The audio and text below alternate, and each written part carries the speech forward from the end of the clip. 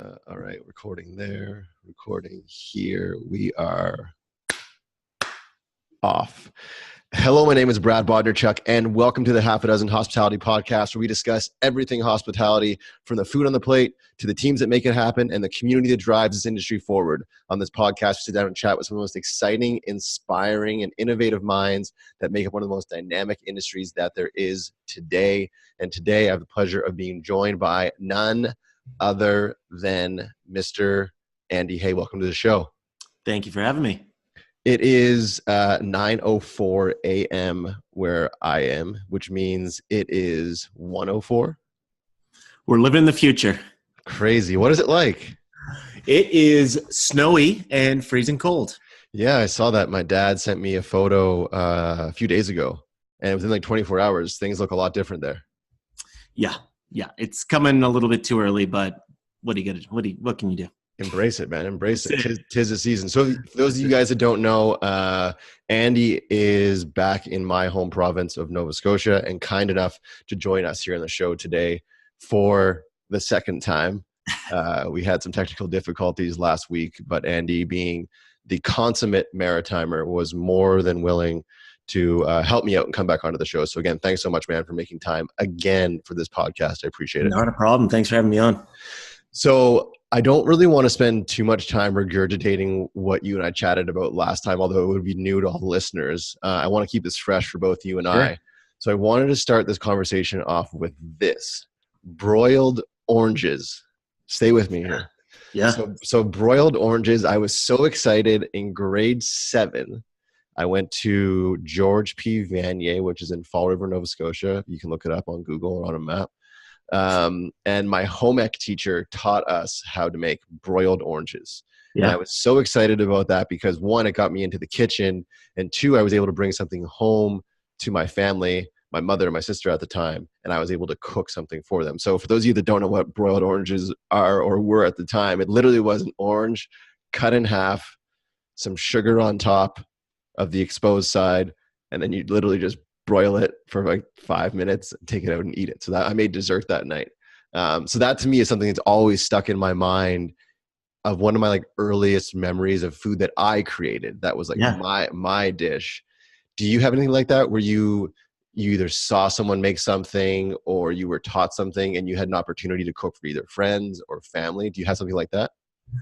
Definitely. But just even to pause on the broiled orange, that's creepy almost. I did a dinner, and I have a pop-up coming up this week.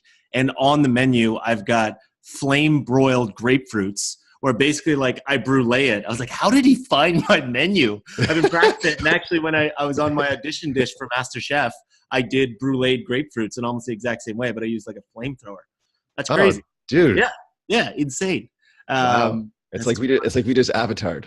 Yeah, exactly. As far as like earliest food memory or those moments when you create something, I mean, I think for me, it's like, I remember the first time helping my mom bake bread, and when it's done and biting into that, it's like a game-changing moment that I think hits you in, I don't know if it's like a primal place, but I think bread is a secret to happiness.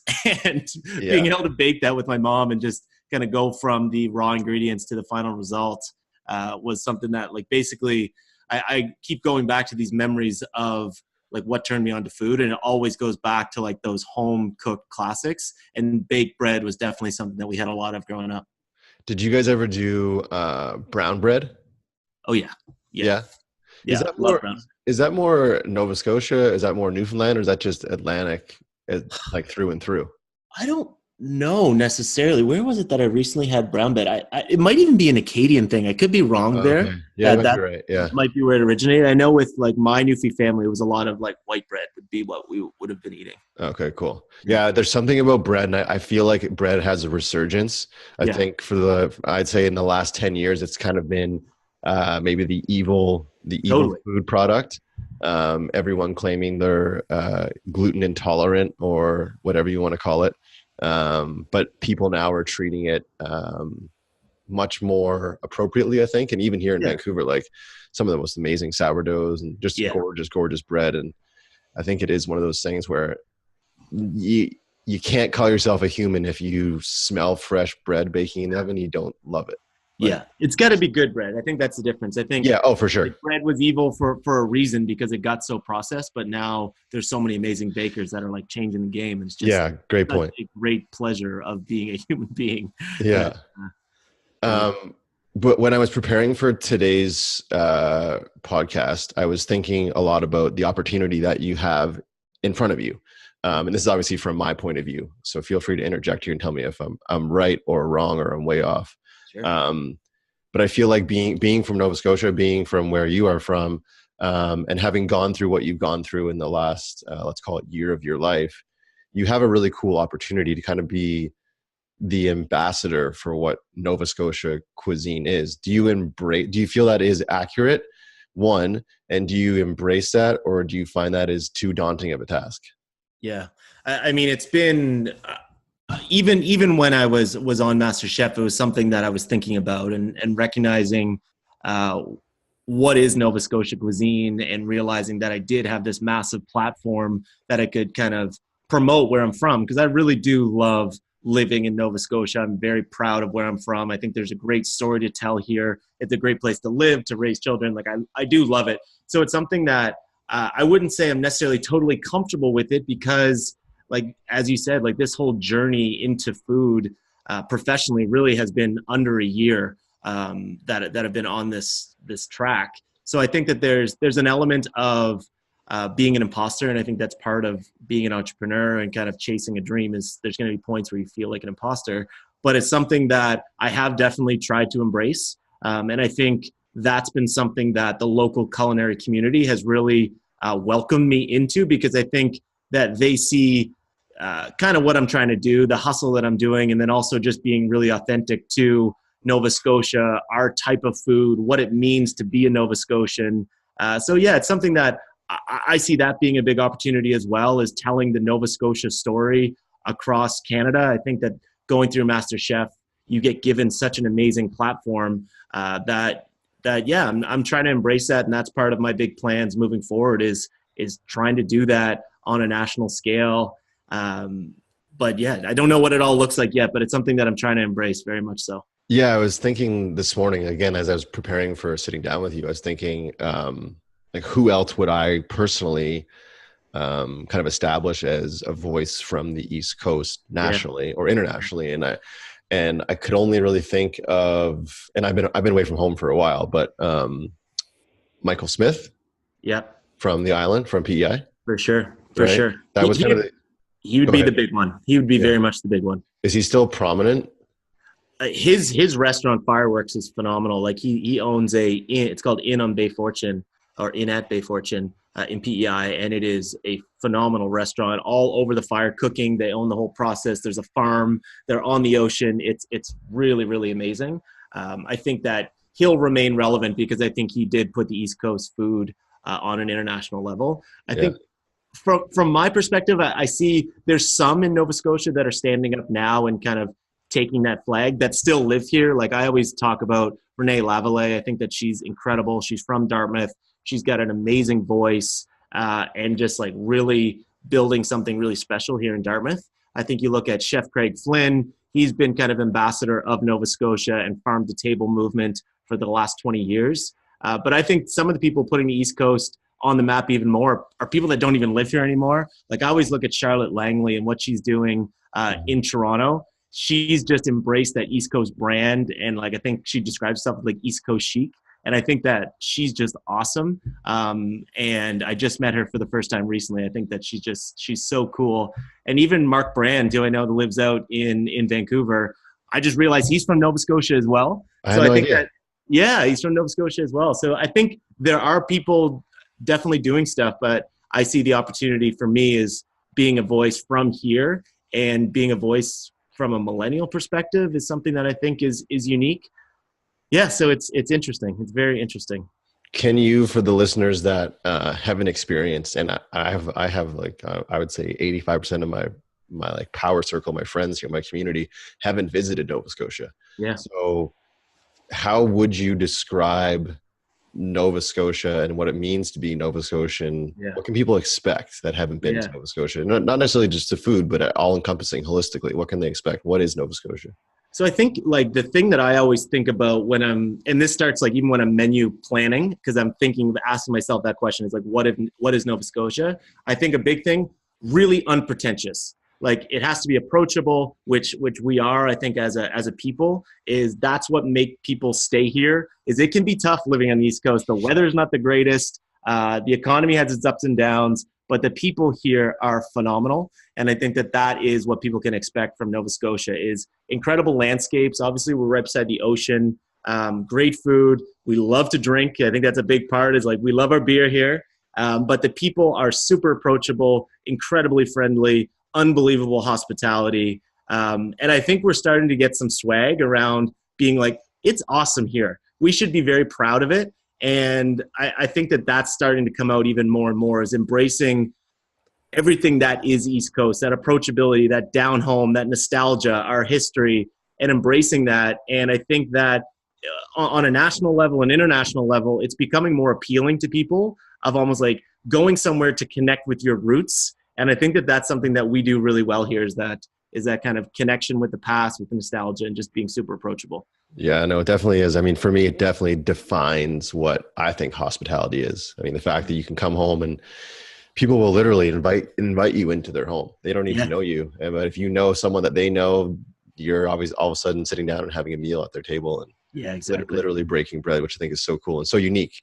I love BC and I love Vancouver. It's been a different experience for me. I've been here now for just over, God, I think it's almost 12 years. And so now obviously I'm comfortable and I kind of know the environment. But when I first got here, it was very challenging for me because it was very different from what I was used to in Nova Scotia. But you learn a lot when you're challenged, which is cool too. And then I work on bringing a bit of Nova Scotia to the West Coast, right? Yeah. Like opening up our home and entertaining people, and maybe actually when someone crosses you on a sidewalk, you actually look at them and say hello. Yeah. Strange. Sorry, everyone in Vancouver. If I make you guys feel weird when I look at you in the eyes and say hello. But I want to change speeds a little bit and talk about the reality of your life right now. And I wanted to ask you because, and again, feel free to fill in for the listeners a bit of your backstory and what your life was like before this. But I wonder, do you feel like if MasterChef didn't happen, would you be where you're at right now? No, not necessarily like the notoriety, if you will, and the fame, but would you be going down the path of following your passion for food? Or would you still be in the industry that you were in, doing what you were doing and just kind of, liking cooking meals for your friends and your family? Or was this something that you felt you had to do and MasterChef was just a piece of that puzzle? Yeah. It's a really good question. So last year, and just for any of the viewers that don't know, last year, probably around this time, I think it was last August, so a little bit earlier, I was working in technology sales. So I'd worked for companies like Salesforce.com, one of the largest technology companies in the B2B space, for about 10 years. And I was doing sales, I was hustling, I was grinding, I was just like somewhat loving it, but also feeling super exhausted and burnt out of constantly chasing new business. It was a grind. So in last August, my wife was going back to work after a mat leave, and I just felt totally burnt out, really uninspired, and knew that I had to make a change. I had just turned 30, and I was like, this is not the direction I'm going to go. I can see the path, and it's not a bad path. I just know that it's not me fully. So I had left last August, and it was September that I applied for MasterChef. So I knew that I wanted to do something with food, but it is definitely a tricky industry to pivot to, because I wanted to cook. I wanted to somehow figure out a way to be a chef, but I didn't know what that looked like.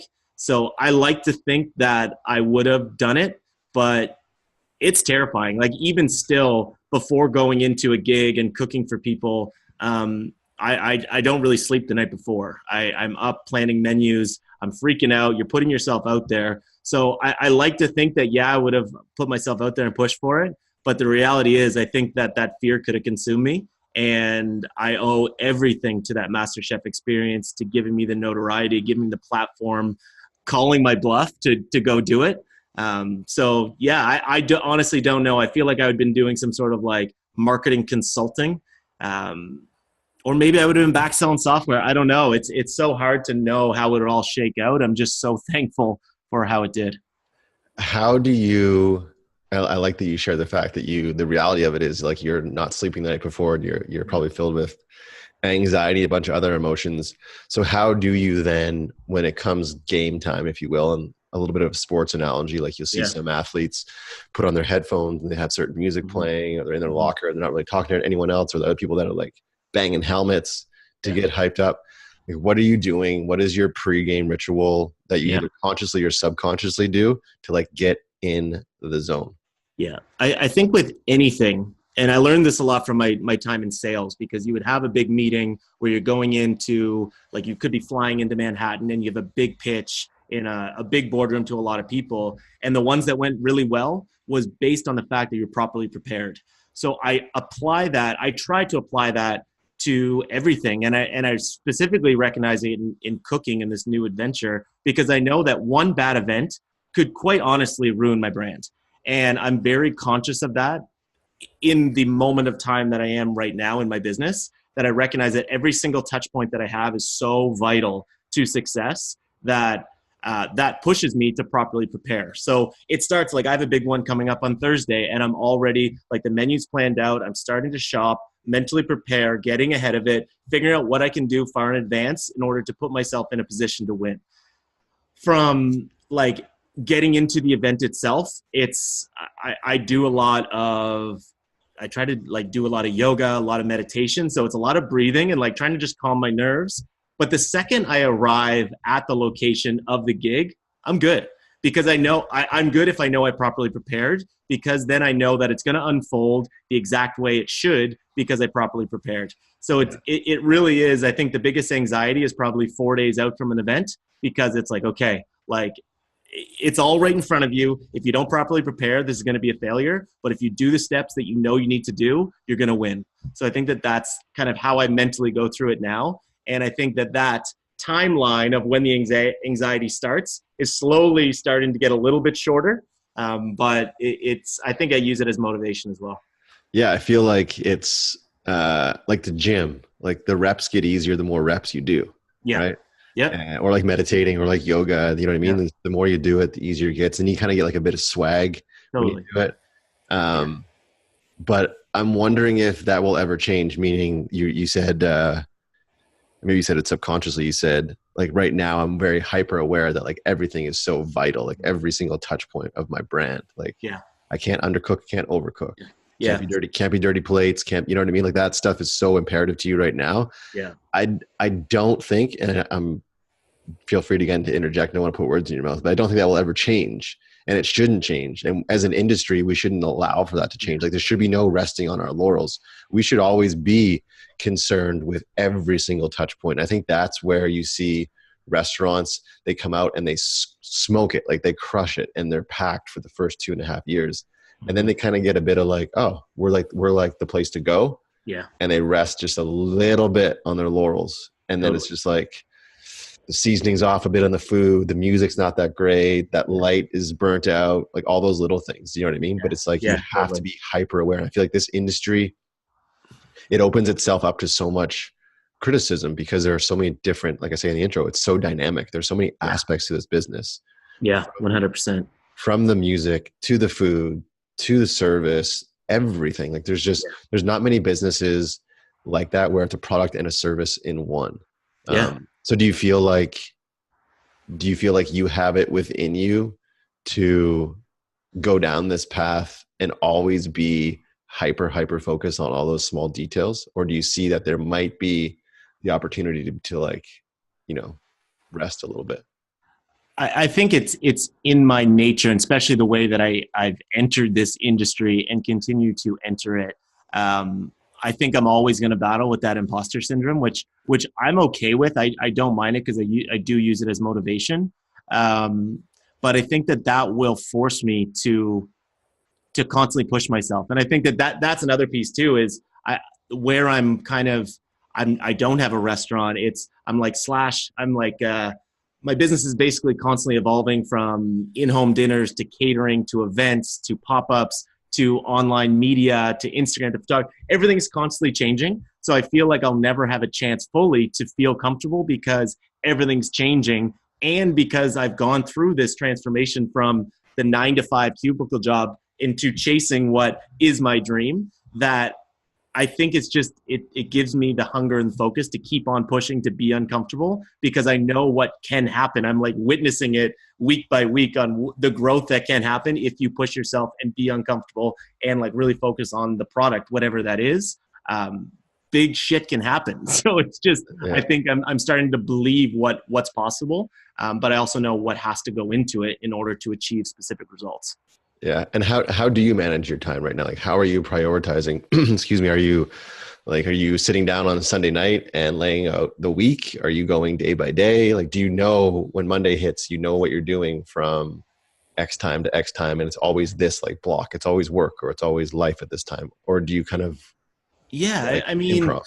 yeah, like I think it's interesting. So the one of the major driving factors of why I left my last job was I felt like I didn't have enough autonomy and I wasn't able to be home enough.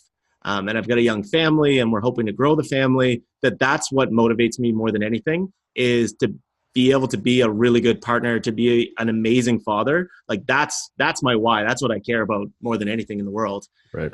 So that piece is so important, that planning out my week really starts there.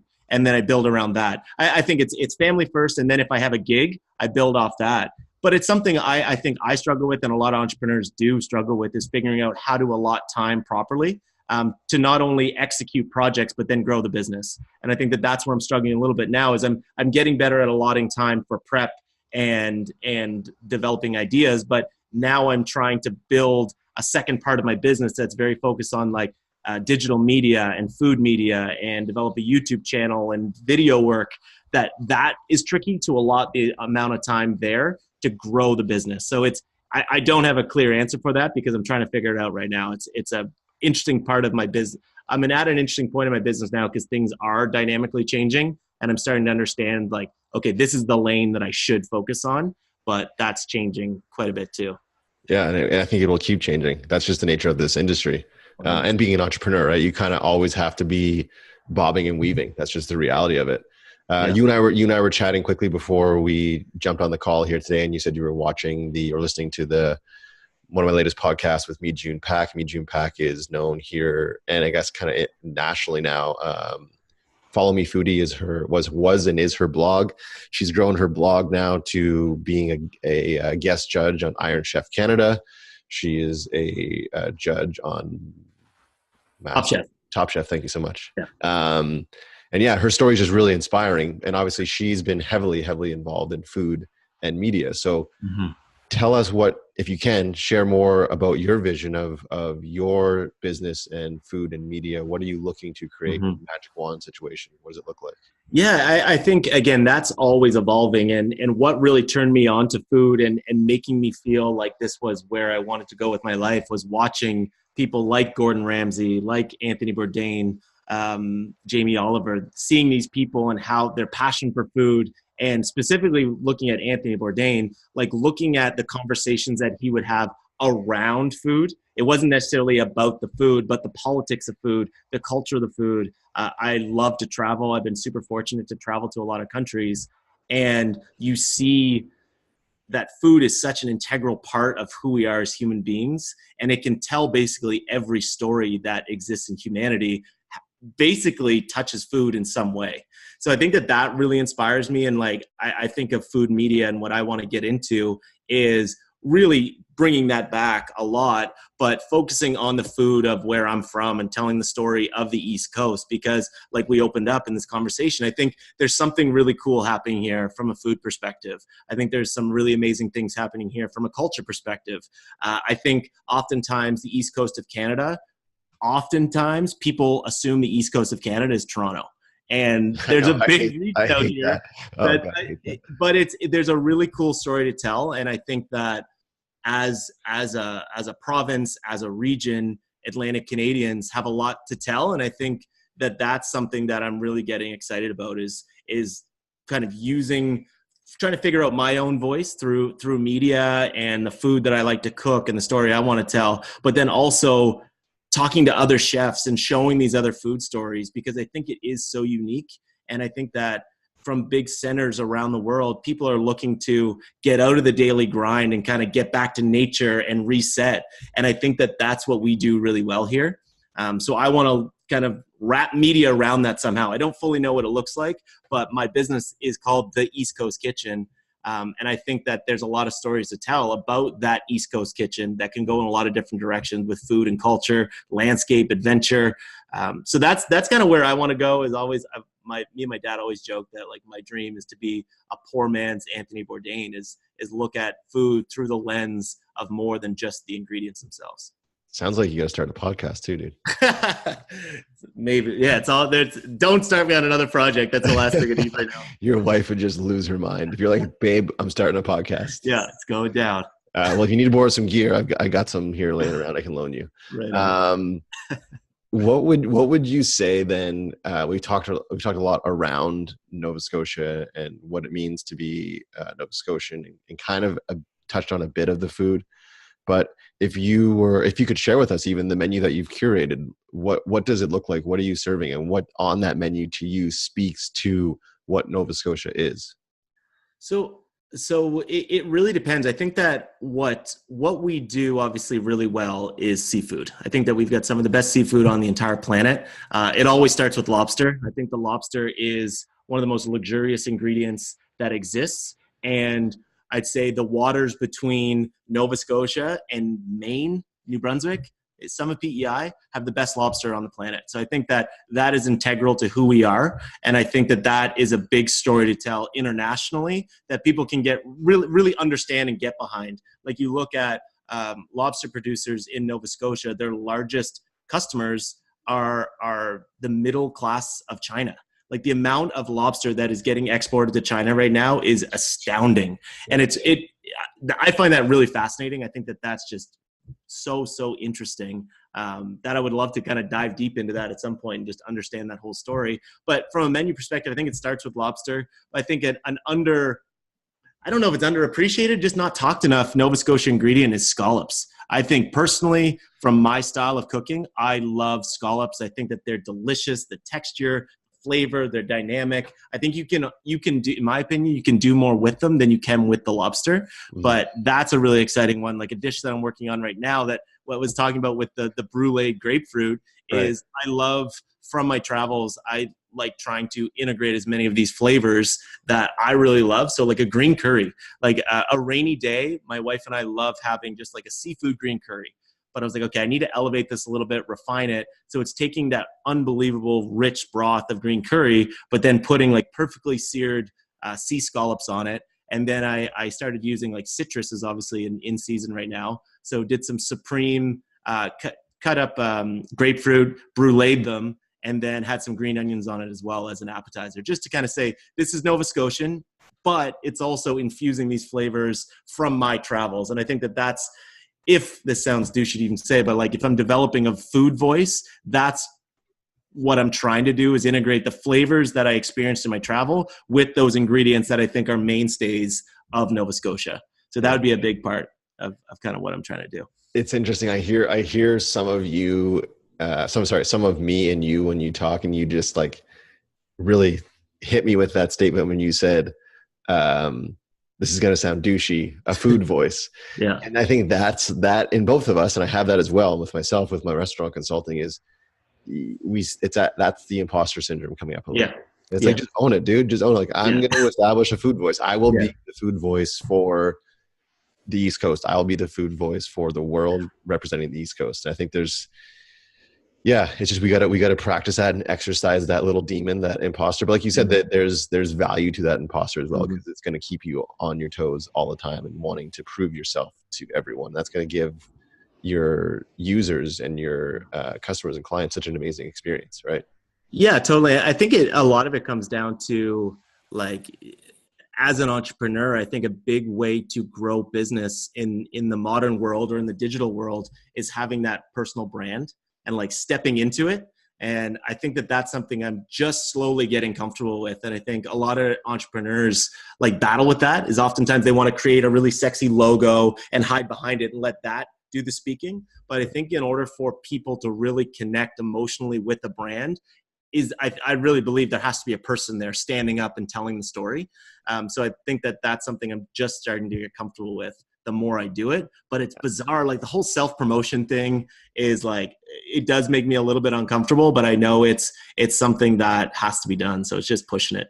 Yeah. And I think I think it's almost like, and I believe this to be true, like if you're really angry and you're cooking a meal, I'm going to taste that anger in the food. Yeah. Right. Yeah. And I also feel like if you're not fully sold on you being the voice for Nova Scotia, it kind of comes across like when you're out there pitching yourself. Yeah. I feel like, man, I just love this. I love all of this, and I'm going to show you my passion, and that's it. I'm trying to embody that as well. And then people can sense that, and they find that really attractive, and they want to be around that. Yeah. I know for myself, like other people that I look up to, and they're kind of like silent mentors to me a bit. They do that like unapologetically. They're just like, dude, this is me, and like love it or lump it. Like I'm just going to keep doing me, and I'm totally. like, I want to be around that. Yeah. I find that super. There's a guy I follow. I know you're not a hip hop guy, but Action Bronson is his name. Oh yeah. Do you know Action? You know him? I love Action Bronson. He's starting to kind of like wear on me a bit where I don't dig him that much, but I write down about him often in my like journal about how he just like, man, he does not care. He doesn't seem like he cares. No. And he just like does his thing.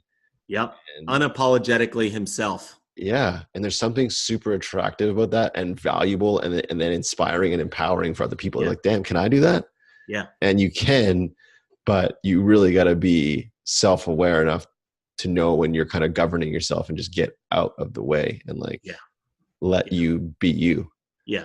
Yeah, totally. A lot of the food that I think Nova Scotia maybe had the stigma attached to it when I was home. And again, I left home in 2006. Yeah. It was, and we talked about this before, like garlic fingers and pizza and donaires. And while those are all well and good, it's not really exciting the masses. So it's interesting for me to hear you talk about taking like a scallop from Digby or wherever and elevating it a bit. Yeah.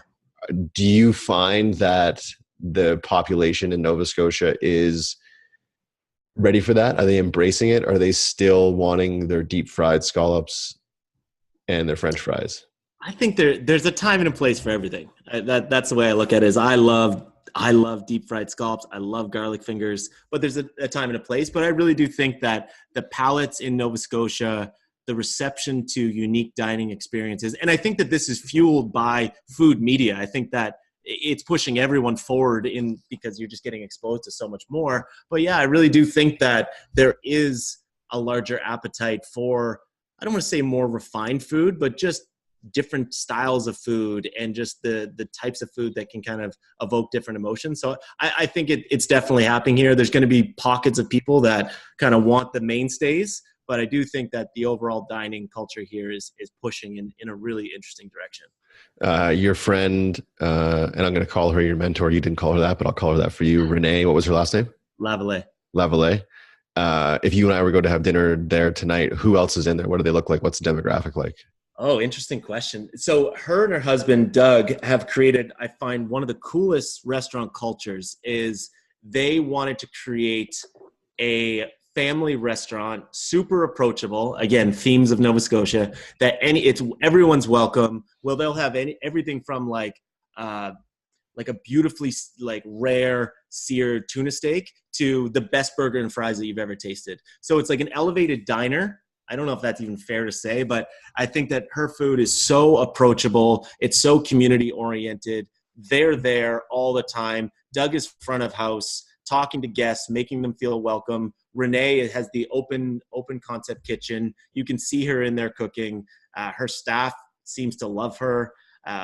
But yeah, the people that would be in there would range. I think that she has such a strong following from Dartmouth. Her brand is so Dartmouth. That it's everyone in the community would be there. And I think that that's what I'm so inspired by. The way that she's built her brand has been community first, and it's just grown really, really organically. And I think that she's just even now hitting her stride at like a national level. And I think that the rest of Canada very soon is going to know who Chef Renee Lavallee is, because her trajectory has been so genuine. And I think it's just been so organic and just so Nova Scotian that, yeah, like I'm sitting behind the scenes cheering her on like a lunatic, because I think what she's doing is so unique, and it's just so cool. That's awesome, man. And maybe you can ride that wave a little bit. We'll see. It's all Dartmouth. I know that we've been big supporters. They've been amazing to me since I got off the show. I mean, they've been mentors and friends to us, just kind of talk through some ideas. So yeah, definitely. Dartmouth, for a lot of people, they don't know it by name. So Halifax obviously is the capital city of Nova Scotia. Dartmouth is literally across the water, separated by a bridge. 2 bridges? There's 2 bridges, but it's only separated by 1. Oh, really? Depends on traffic. You can choose which bridge. Oh, yeah. That makes sense. So yeah, separated by 1 bridge. And recently I've just noticed a lot of my friends now, they're populating Dartmouth instead of Halifax. It's becoming more of a place for younger families. So what are you seeing change? Like what is Dartmouth now than it wasn't 5-10 years ago? I think so real estate drives everything. I think that's in any city. I think Dartmouth was for years had a relatively misunderstood reputation, I think.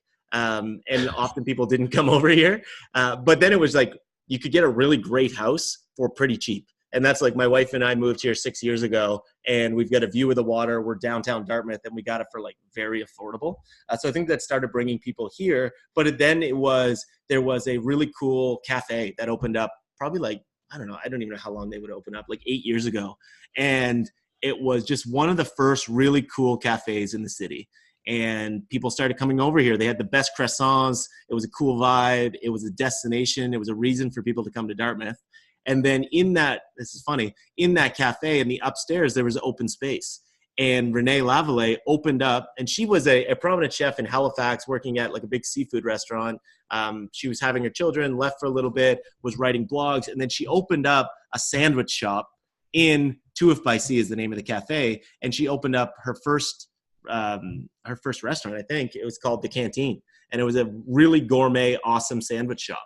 And I think that made people notice again, being like, oh, there's another reason to come to Dartmouth. And then you're just seeing more and more of these chefs and these foodies that really started looking to Dartmouth, being like, there's something cool going on here. And I think that I personally think Renee has driven it. Like, she's made Dartmouth really cool. She's been the voice of Dartmouth, and really their brand just oozes Dartmouth. So I think it started off as being like cheap rent, but then the community here rallies. We're almost like the outcasts. It's like people in Halifax are like, oh, you live in Dartmouth, what are you doing over there? It's like, no, we love it. We're gritty. Like, this is home. This is what it's all about. And I think that feeling that's what Dartmouth is. It's almost the underdogs, but now through that, we've almost become the cool kids. It's interesting. Super cool. For me, like growing up, it wasn't that. It was never that. And Halifax was. Dartmouth is always kind of the like ugly duckling of the relationship, or the stepbrother or something. So totally. It's cool to see that Dartmouth's got a little bit of swagger now, which is fun. And another really cool restaurant that I haven't even talked about, the Watch That Ends the Night, was just named in En Route magazine the top bar in the country. Like, it's a really, really interesting scene that's starting to happen. And there's not only just these big restaurants that are coming in, but it's these little entrepreneurs that are just taking risks, and the community just like hives around them. And then people are coming over from Halifax to test them out. So I think there's a really cool culinary story happening here. And it's not only just like locally people are recognizing it, but I think nationally people are like, sorry, where's Dartmouth? What is this? I'm like hearing it more and more. And I hate the analogy, but like people always reference like the Brooklyn of Canada. Oh, okay. This like up and coming neighborhood that is just cool, has some swagger. So I love this community. It's where like I'm building my family, and I think it's an amazing place to live. It's an amazing place to eat. Go Dartmouth. Go Dartmouth. For Andy Hay for mayor of Dartmouth. There we go. I'll take it. So if I'm listening to this podcast and I am a venture capitalist in Vancouver, or venture capitalist in Toronto, and I'm like, man, I like this guy's story. I like his like vibe.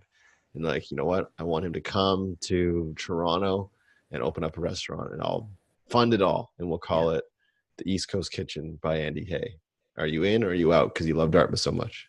I love Dartmouth too much. And it goes back to what I said earlier. I love my family more than anything. And we've got a really awesome life here. that there's no way. I like visiting. I love traveling, but this is where I am. This is me. Yeah. Yeah. I like Ain't that, going man. nowhere. That's amazing. Yeah. You're wearing right now, for those people that are just listening, if you want to pop over to YouTube, you can check out Andy Hay in the flesh via Zoom. You're wearing a Toronto Maple Leafs hat. And while that challenges me a bit in your sport taste, I wanted to get your take on, I'm a Habs fan, by the way. So, Okay. yeah, like principally we can't get along when it comes to sports. Respect that. Okay, Yeah. cool. Something that I've been really, really focusing on lately and pitching a lot of these environments are places like stadiums and stadium food and airports and airport food and malls and mall food. And I feel like for so long it has been such a subpar, boring, unhealthy, uninspiring, just wretched style of food. So if you had the opportunity to go into the Halifax Metro Center, and for those of you that don't know, Halifax Metro Center is the biggest arena in downtown Halifax that hosts our major junior team, and then would host like concerts and whatnot as well. Yep. If you had the opportunity to go in there, completely rewrite the food program there, what would be some of the things that you would think would fit that environment? Obviously, still wanting to give people a bit of the taste of what it means to go to a sporting event. But like you said, elevating it a bit. I know I'm putting you on the spot here, but I'd love to get your take on what you think that could look like or should look like. Or are you like, no, Brad, you know what? I want to leave. I want mini donuts and I want bad burgers and terribly deep fried whatever.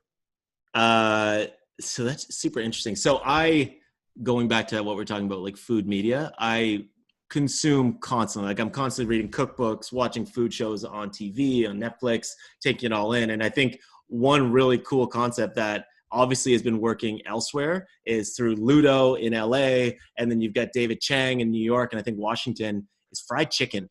Fried chicken, like I do a lot of Instagram posts, and the stuff that gets the most likes and engagement is fried chicken. People lose their mind over fried chicken. So I'd say, I know Ludo in I think it's the Staples Center in LA, he has fried chicken sandwiches. I think that is, you want to talk about comfort food that has the ability to be elevated. I think you could be slinging some really awesome fried chicken sandwiches there that would just like go off the hook. I think there's staples that like need to be there that's like very East Coast that you wouldn't want to take away from it. So I grew up playing. I think like I grew up playing hockey, and I feel like just a greasy box of fries has its place. Oh yeah, for sure. Those rink. Like I feel like it just connects with like nostalgia with me. But I think like with all these types of like airports and arenas, and generally I think that there needs to be more options that are a little bit fresher, that don't make you feel like a bag of shit when you leave. Like I don't know what those necessarily are, but I love foods from different cultures, and I think that they're like embracing the hawker stall, very similar to what they have in Singapore, in these food halls, where it's just like, give me access to all sorts of foods, international flavors, give me access to entrepreneurs that want to cook really amazing food.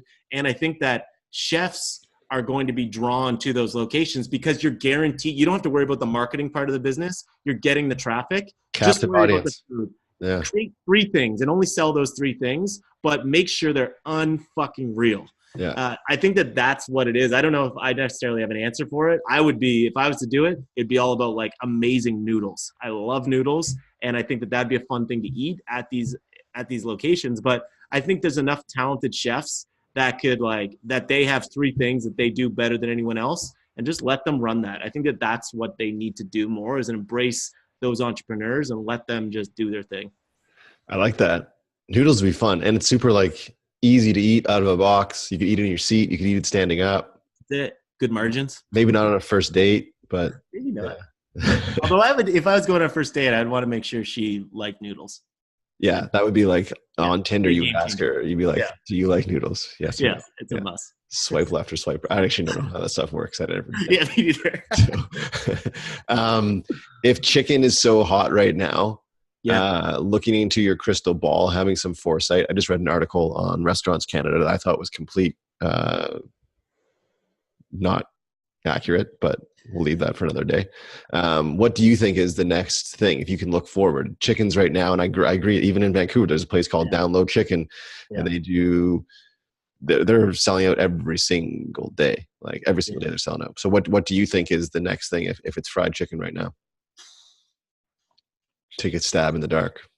I think it's so hard. I mean, I listen to so many different podcasts on food, and like one of my food heroes is definitely David Chang, and he talks about all the time that if he could do it all over again, he wouldn't have done ramen. He would do Vietnamese food. So I think Vietnamese food, and having spent a couple months in Vietnam, it's so diverse that like even for the common person, like having a banh mi sandwich is a life-changing experience, and like one that's really delicious. That I think that could be that I think in Vancouver is something that's like commonplace, and a lot of people just eat that in their day-to-day. But I know out here that's something that's still relatively new. That I think out here that could be something that introduce people that may be intimidated by trying Vietnamese food. I think that could be a very easy gateway that could do really well out here. Maybe on your next menu, a banh mi sandwich. Oh, I always have it. I always make sure they're on there. I love making because it's a fun introduction that people don't know what it is, and then they try it. They're like, "Oh, wow, I love this." Are you doing traditional with pork? Or are you doing seafood? Are you doing scallops in there? What are you doing? So when I do it, I do kimchi pulled pork. Oh, nice. Yeah, so I do it that way, and then have like a pork pate on bottom, and then the pickles. So it's more so like open face sourdough. That's kind of how I present it. So it's a little bit approachable, but some funky flavors in there. But again, it's tricky with people's palates out here. Is I can't necessarily cook exactly the way I want to. Like I can't put really chilies in anything, just because I find that you get in a group of people, there's one person that's super sensitive to heat. So I just like avoid cooking with chilies as much as possible, just to avoid those moments when people are like, "Oh my God, my mouth is like." Luckily, the ocean's right there, though, so they can chuck their face in the ocean. Does that challenge you at all as an entrepreneur, as someone that wants to learn and grow and push boundaries? Does it challenge you that you really are at the mercy of your customers, your consumers? They have the ultimate vote. I know there's chefs out here that I've been lucky enough to have on the show that they'll say they'll get super excited about this amazing dish they've created, put it on the menu, and no one buys it. But they put back on the crab cakes, and just like it crushes it. And they're just like, really? Like, what? Yeah. So is that frustrating to you at all that you can't play a little bit more? Or do you have the opportunity each interaction to like push it just a little bit, maybe a little bit of chili? Yeah. I think it's a bit of both. And again, I swear I'm not just plugging Renee Lavallee here every single time. We should have had her on the show with us. I know, you should. She's awesome. You should get her on the show. But one thing that she told me once was just like, give them what they want. Give people what they want. Like she won she made it to the gold plates, which is like a national competition. And she won the regionals out here with a lobster roll. Give them what they want. Like, I feel like that's just good business advice. That's good marketing advice. Give them what they want. And I think that what I'm learning is that, again, for me, while I'm still learning how to properly cook for people, I think it plays into my advantage that I listen to the customer. What do they want? And I'll give them that. And I'll make my own little twists on it. But I'm cooking for them and trying not to cook dishes necessarily just for me. And I think that is something that, from my observation, as even before like cooking professionally, I love to eat. I would go to a lot of restaurants and stuff. You see it. Sometimes it completely misses, because I think that sometimes chefs will create things for them or their ego, and not for the guests that are coming through the door. And I think that's like marketing 101, is understand your customer. And again, there's going to be, so that's kind of what the way I look at that is like, I want to push the envelope. I want to introduce people to new flavors, but I want to do it in a way that it's approachable. Again, that East Coast theme that pushes people a little bit, but also has a nostalgic piece to it that reminds them of something. I like that. You will be blessing the ears of the listeners near to the holiday times with this podcast. So we're recording ahead here, but near to Christmas. So listeners are tuning in and they're intrigued by what you're saying, but they want some like solid Andy Hay tangible advice on executing their holiday season. So what are some tips you can give that you've used either for your business or for even cooking for your family or friends that you think are vital steps to having a no fuss, no muss, low stress execution of a dinner for multiple people? Well, that's a good question. That is a very good question. So I run a catering company. So I have access to a number of bells and whistles as far as equipment. So you know what? I am terrible at giving that piece of advice on how to create no fuss, Okay. just because I like, You like fuss. I like going the extra mile, and like I like kind of having that stress and like going above and beyond, because I think that that's what all of us in the hospitality industry, that's why we're doing it. And I think that that's my passion, is going above and beyond. So I tend to overcomplicate things. So I'm probably not the best person to do that. But you know what? What I think that we were in Italy a couple of weeks ago, and we had a Nona come over on one of the nights and cook dinner for us. And like the whole time when I was in Italy, I was like, oh, I want to make my own pasta from scratch. And I was doing it every night, and it was good. It was never perfect. And then I asked her, I was like, oh, like, don't you make your own pasta? And she's like, why would I make my own pasta when you can get like amazing homemade pasta that's better than anything I can do? It can save time. And I think that's like, for a lot of home cooks, we beat the shit out of ourselves trying to make everything from scratch, when oftentimes it's just easier. Like, make life a little bit easier. No one's really going to notice. Let the ego go and just buy the pasta. I don't know what it is, but just don't beat yourself up. And just on those little details that people might not know the difference on. I'd say that that's something that I struggle with, but I'm trying to get better. I like that. Yeah, I mean, if someone's amazing at making sourdough bread, go buy their sourdough bread. Don't stress about watching it in the oven, like, oh, it's not rising, or it's not like, just like, dude, just, man, go buy the guy that makes really good sourdough bread. That's it. Yeah. I like that. And I appreciate you being humble and saying like, yeah, it's not really my jam, but we've been here before, but we're going to do it again.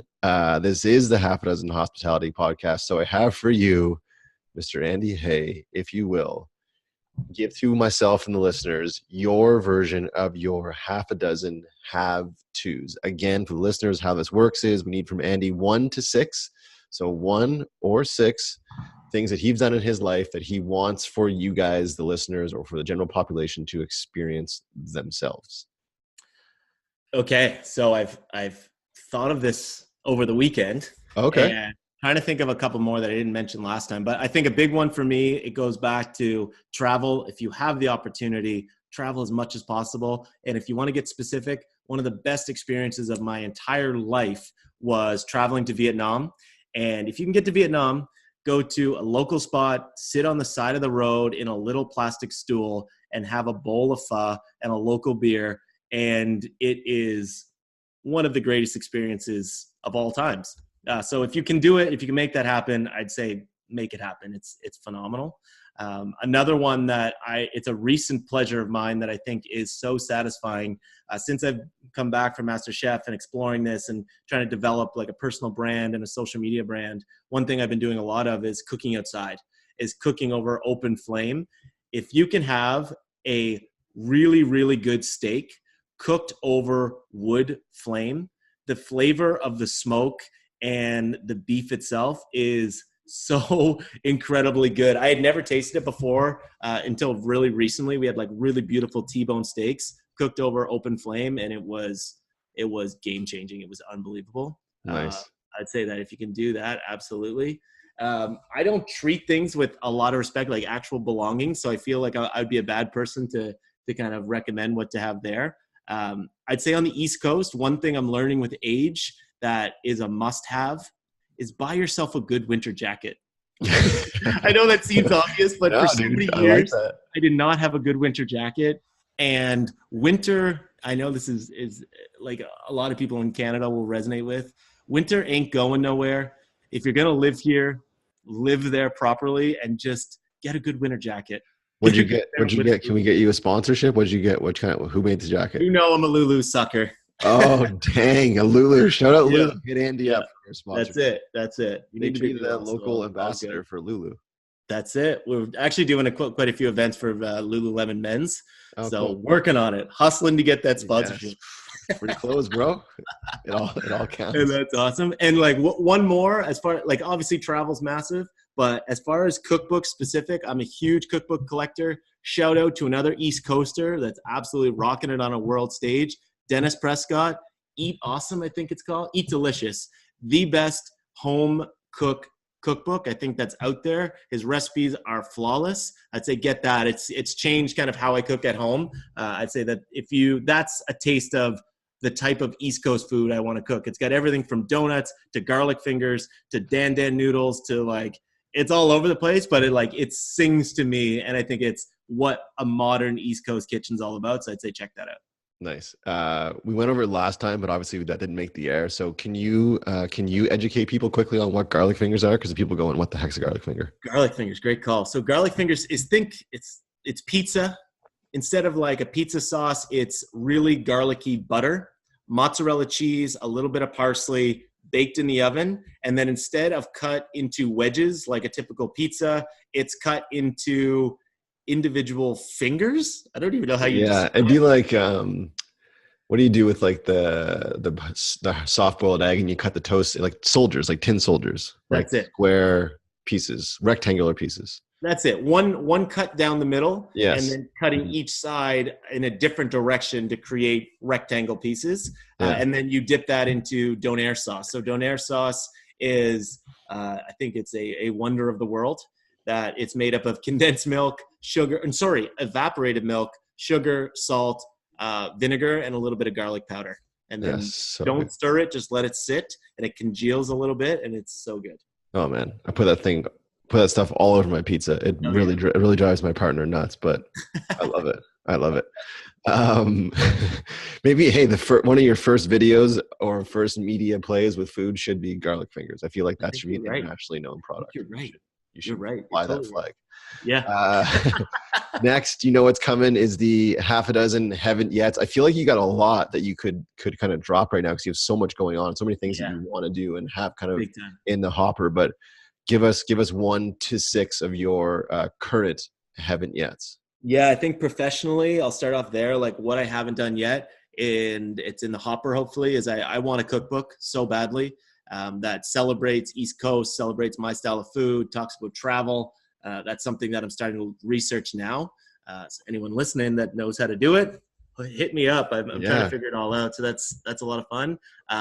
Launching a YouTube channel, that's what I really want to get into. I think that's a fun way to hit a new audience. And I think that's the way digital marketing content is moving, is towards video. And I'm lucky to have a crew that I work with that are phenomenal, that create really amazing content. So I'm in the works of doing that, but I think that would be something that I really want to do.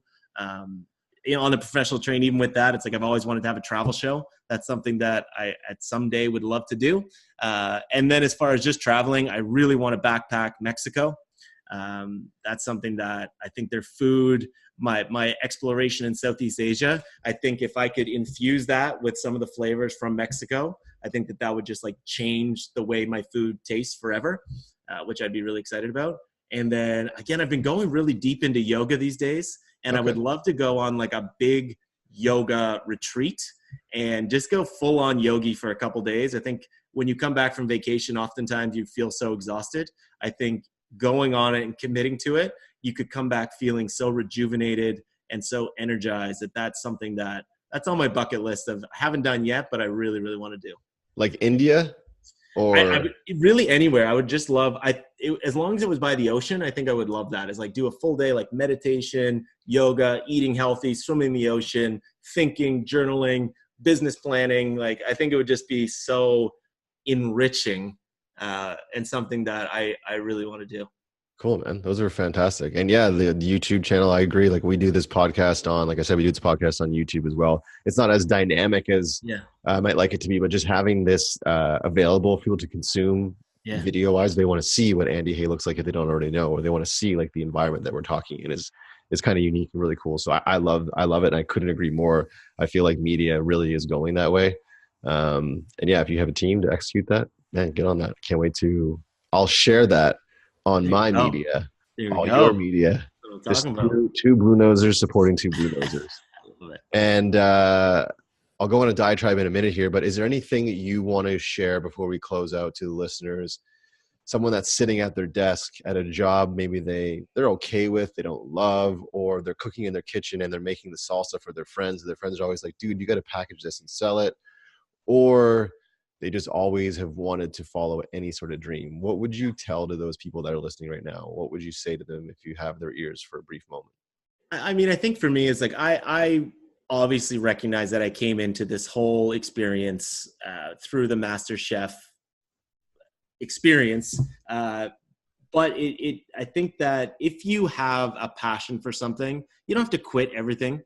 Just try it. Like I always wanted to cook for people, but I was too scared to do it. And after doing it now, it's like, it's still scary, but it's one of the most satisfying things that I've ever done in my entire life. So I get asked this question a lot. But I think it's just explore and push yourself to try something. And I think that putting yourself out there is really, really, really terrifying.